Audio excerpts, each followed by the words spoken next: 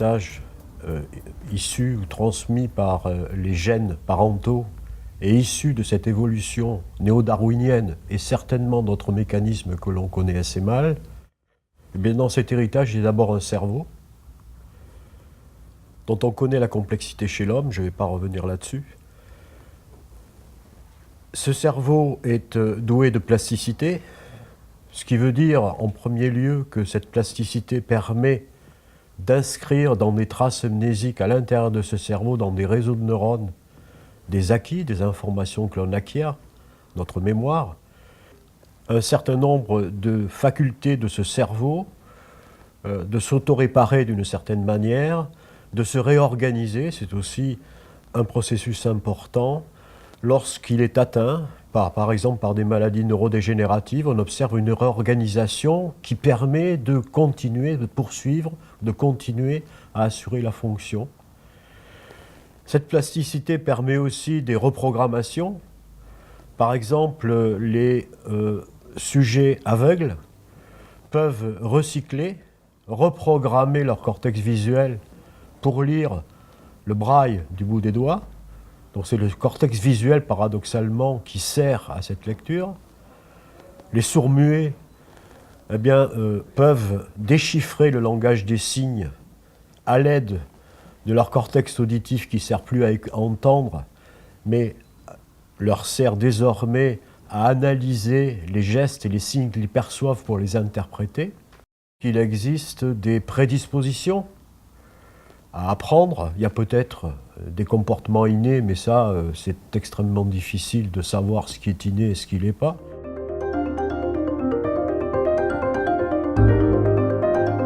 La mémoire psychique, disons, et cérébrale est pétrie par la mémoire sociale et réciproquement. Comme disait d'ailleurs André Leroi-Gourhan, c'est une dialectique, c'est-à-dire qu'il y a le social informe, met en forme, disons, le psychique, contraint le psychique avec l'intériorisation de règles, et le psychique transforme lui-même, c'est ce qui explique d'ailleurs l'évolution des cultures, ces appropriations. Et ça, quelqu'un comme Marianne Wolf, qui est une neuropsychologue qui m'intéresse beaucoup aujourd'hui, soutient que, en fait, ça va très très loin, et que ça relève de ce que décrivait Robert Jaffar tout à l'heure, de la reprogrammation. Voilà. L'environnement que je vais appeler, si vous voulez bien, mnémotechnique, c'est-à-dire la mémoire techniquement conservée, eh bien, une grande partie de l'activité d'éducation consiste à l'intérioriser et, en l'intériorisant, à transformer l'organisation cérébrale.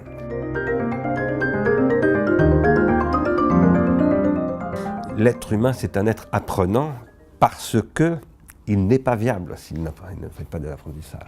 Mais ces apprentissages varient avec ses milieux, bien entendu. Apprendre à vivre en Amazonie n'est pas la même chose qu'apprendre à vivre place de la Concorde. Et le milieu, ici, pour moi, n'est pas d'abord naturel, il est culturel. J'aime bien dire à mes étudiants, quand ils prennent des notes, prenez des notes en suivant mes cours, parce que quand vous prenez des notes, vous écrivez dans votre cerveau. Le fait de produire des gestes inscrit des choses dans le cerveau. Et donc ça a des effets extrêmement importants. Donc on peut écrire son cerveau. Voilà. Évidemment, nous, dans notre époque, nous sommes contraints, alors soit à des réapprentissages, soit à des réadaptations. Et je fais une différence, moi, entre apprentissage et adaptation. Ou plus exactement, je fais une différence entre savoir et compétence. C'est-à-dire qu'il y a des processus adaptatifs qui relèvent purement d'une compétence. Une compétence qui peut être totalement inconsciente, d'ailleurs. Ça peut être quasiment un réflexe conditionné. Et il y a les savoirs, et ça n'est pas du tout la même chose. Je réserve le mot apprentissage au savoir. Qu'est-ce que j'appelle un savoir? C'est quelque chose dont je sais que je le sais et que je peux transformer. C'est-à-dire dans la transmission de quoi je joue un rôle. Alors je pense qu'un des grands enjeux de la société à venir, qui est en train de se mettre en place, c'est de reconstruire une mémoire sociale et psychique fondée sur des savoirs et pas simplement sur des adaptations. C'est un enjeu très très important parce qu'aujourd'hui les prothèses mnémotechniques qui sont extrêmement omniprésentes avec le numérique, eh bien, produisent des phénomènes d'automatisation, des dispositifs d'automatisation, et ça engendre chez beaucoup de gens une perte de savoir considérable. Oui, alors Alors c'est des travaux qui sont jugés un tout petit peu surprenants dans la mesure où ils rejoignent des hypothèses qui avaient été faites du temps de Darwin, en fait, par Lamarck, qui considérait qu'il pouvait y avoir un héritage des acquis, c'est-à-dire qu'un apprentissage pouvait être transmis d'une génération à la suivante, ce qui évidemment avait son importance lorsque l'on considérait que l'environnement qui donne la possibilité d'apprendre pouvait faire un homme nouveau. Actuellement, ce que l'on constate, c'est qu'on parle d'héritage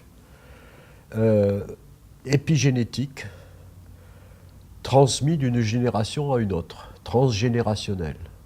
Ce qui veut dire qu'une personne qui vit dans un environnement donné, par exemple, les effets de cet environnement sur cette personne, environnement culturel, social, le stress, les soins maternels déjà sur l'enfant, peuvent apparemment se transmettre à la descendance, pas toute la descendance, sur un certain nombre de générations. Alors, il y a très peu d'expériences qui ont été faites, ou très peu d'observations, parce que les expériences sont délicates chez l'homme. Par contre, il y a des résultats chez l'animal qui sont tout à fait surprenants. Et ce qu'il faut dire tout de suite, c'est que les hypothèses de Lamarck avaient été réfutées dans la mesure où on considère qu'on ne peut pas transmettre des informations des cellules somatiques. Or, ce qu'on apprend, c'est dans des cellules somatiques, les cellules nerveuses, à des cellules germinales, c'est-à-dire les cellules qui servent à la reproduction. Or, il semblerait qu'il se passe quelque chose dans ce style. Il y a un certain nombre de ce que certains appellent des prédispositions ou des préparations à apprendre, plus que des données innées. Alors c'est inné dans la mesure où il y a des capacités à, par exemple, associer très rapidement un stimulus à un autre stimulus parce que dans l'évolution, ces stimulus pour le sujet qui les perçoit vont ensemble. Il y a des prédispositions, il y a un exemple typique de ce type de prédisposition à apprendre qui résulte certainement de prédispositions innées, c'est l'aversion olfactive ou gustative conditionnée. Lorsque vous consommez un aliment qui a une certaine odeur, par conséquent une certaine odeur et une certaine saveur, et que dans les heures qui suivent, vous êtes malade, eh bien vous allez rejeter cet aliment. Vous faites une aversion gustative conditionnée.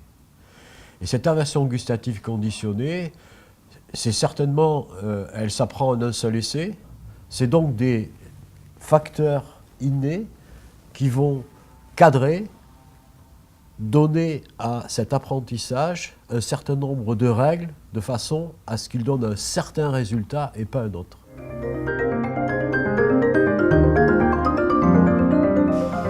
Pour la mémoire des visages, la maturation et le pic, c'est-à-dire le moment où la performance est maximum, alors les écarts ne sont pas énormes, hein, c'est autour de 30 ans d'âge. Et après, ça commence à décliner. Et ça se poursuit pendant le vieillissement. Par exemple, vous regardez la mémoire des objets, elle est mature beaucoup plus rapidement, autour de 5-6 ans, 10 ans, chez les enfants.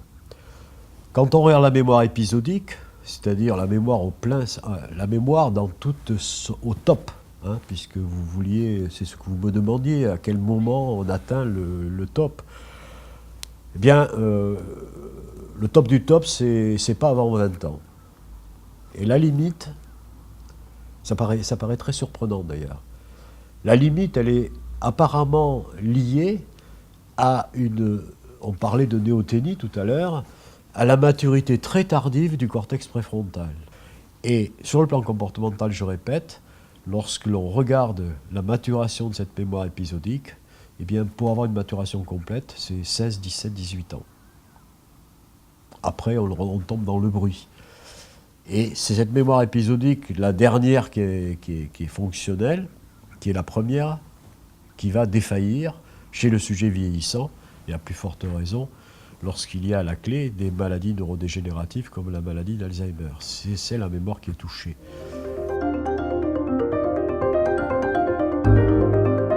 Étant donné que les systèmes mnémotechniques d'aujourd'hui n'existaient pas à l'époque de l'Antiquité, ils étaient produits autrement, par des activités, les arts de la mémoire qui sont bien connus, hein. Il y a eu de très nombreux livres écrits sur ce sujet.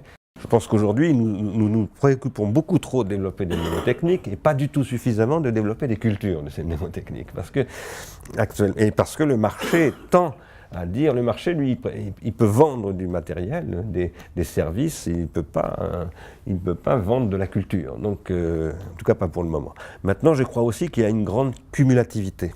Et que je pense que les gens qui ont de l'avenir, ce sont ceux qui sont capables de retrouver les modes de pensée de l'Antiquité, par exemple, et de les intégrer, plus exactement, pas les additionner, de les intégrer dans les modes contemporains.